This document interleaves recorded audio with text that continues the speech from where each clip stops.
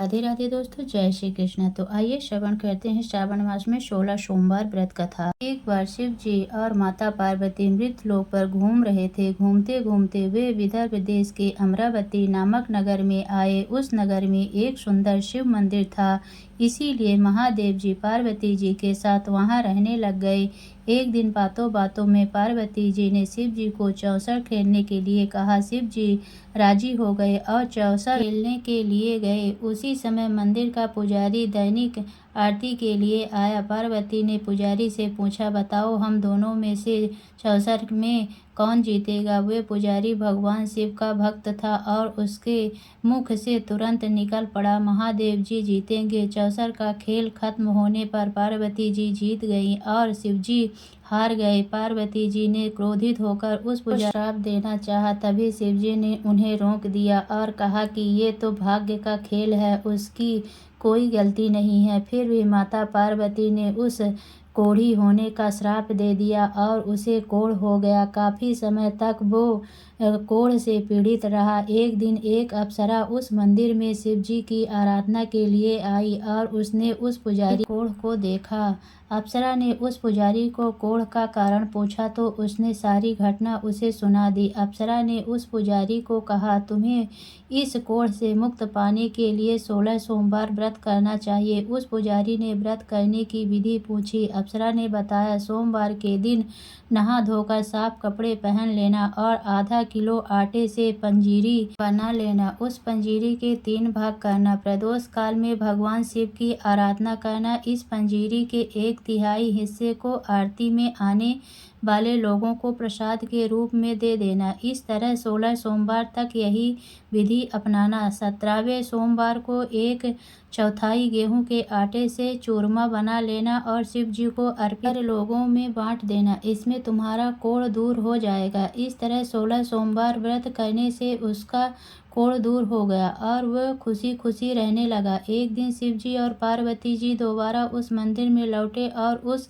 पुजारी को एकदम स्वस्थ देखा। पार्वती जी ने उस पुजारी से स्वस्थ लाभ होने का राज पूछा। उस पुजारी ने कहा उसने 16 सोमवार व्रत किए जिससे उसका कोढ़ दूर हो गया। पार्वती जी इस व्रत के बारे में सुनकर बहुत प्रसन्न हुई। उन्होंने भी ये व्रत किया और इससे उनका पुत्र वापस घर लौट आया और आज्ञाकारी बन गया। कार्तिकेय ने अपनी माता से उनके मानसिक परिवर्तन का कारण पूछा जिससे वे वापस घर लौट आए। पार्वती ने उन्हें इन सब के पीछे 16 सोमवार व्रत के बारे में बताया। कार्तिकेय यह सुनकर बहुत खुश हुए। कार्तिकेय ने अपने दूर गए ब्राह्मण मित्र से मिलने के लिए उस व्रत को किया और 16 सोमवार होने पर उनका मित्र उनसे मिलने वापस लौट आया। उनके मित्र ने इस राज का कारण पूछा तो कार्तिकेय ने 16 सोमवार व्रत की महिमा बताई। यह सुनकर उस ब्राह्मण मित्र ने भी विवाह के लिए 16 सोमवार व्रत रखने के लिए विचार किया। एक दिन राजा अपनी पुत्री के विवाह की तैयारियां कर रहा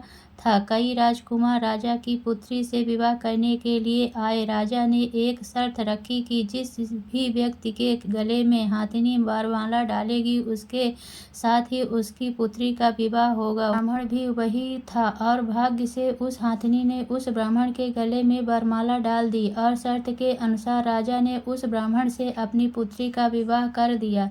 एक दिन राजकुमारी ने ब्राह्मण से पूछा, आपने ऐसा क्या पुण्य किया जो हाथिनी ने दूसरे सभी राजकुमारों को छोड़कर आपके गले में वरमाला डाली। उसने कहा, प्रिय, मैंने अपने मित्र कार्तिकेय के कहने पर 16 सोमवार व्रत किए थे।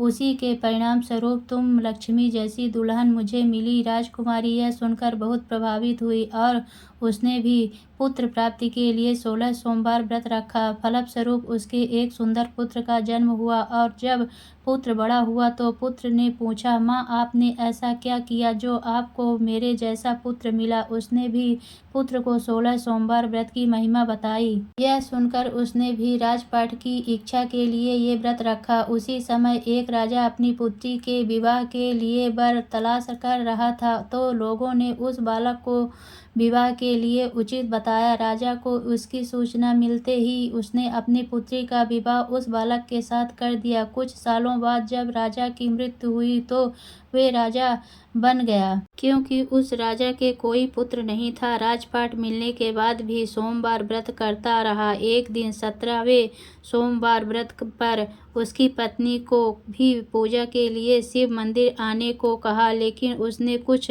आने के बजाय दासी को भेज दिया। ब्राह्मण पुत्र के पूजा खत्म होने के बाद आकाशवाणी हुई, तुम अपनी पत्नी को अपने महल से दूर रखो, वरना तुम्हारा विनाश हो जाएगा। ब्राह्मण पुत्र ये सुनकर बहुत आश्चर्यचकित हुआ। महल वापस लौटने पर उसने अपने दरबारियों को भी ये बात बताई, तो दरबारियों ने कहा कि जिसकी वजह से ही उसे राजपाट मिला है, वे उसी को महल से बाहर निकालेगा। लेकिन उस ब्राह्मण पुत्र ने उसे महल से बाहर निकाल दिया। वो राजकुमारी भूखी प्यासी एक अनजान नगर में आई। वहाँ एक बुढ़िया औरत धागा बेचने बाजार जा रही थी। जैसे ही उसने राजकुमारी को देखा तो उसने उसकी मदद करते हुए उसके साथ व्यापार में मदद करने को कहा।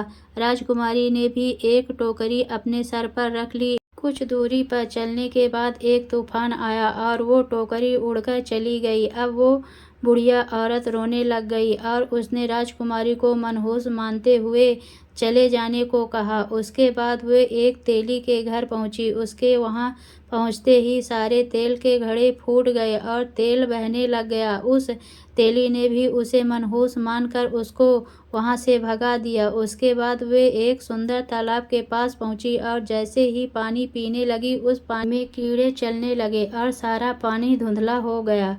अपने दुर्भाग्य को कोसते हुए उसने गंदा पानी पी लिया और पेड़ के नीचे सो गई। जैसे ही वे पेड़ के नीचे सोई, उस पेड़ की सारी पत्तियां झड़ गई। अब वो जिस पेड़ के पास जाती उसकी पत्तियां गिर जाती। ऐसा देखकर वहां के लोग मंदिर के पुजारी के पास गए। उस पुजारी ने उस राजकुमारी का दर्द समझते हुए उसने कहा, बेटी तुम मेरे परिवार के साथ रहो, मैं तुम्हें अपनी बेटी की तरह रखूंगा, तुम्हें मेरे आश्रम में कोई तकलीफ नहीं होगी। इस तरह वह आश्रम में रहने लग गई। अब वो जो भी खाना बनाती या पानी लाती उसमें कीड़े पड़ जाते। ऐसा देखकर वो पुजारी आश्चर्यचकित होकर उससे बोला, बेटी तुम पर ये कैसा कोप है जो तुम्हारी ऐसी हालत है। उसने वही पूजा में न जाने वाली कहानी सुनाई। उस पुजारी ने शिवजी की आराधना की और उसको 16 सोमवार व्रत करने को कहा, जिससे उसे जरूर राहत मिलेगी। उसने 16 सोमवार व्रत किया और 17वें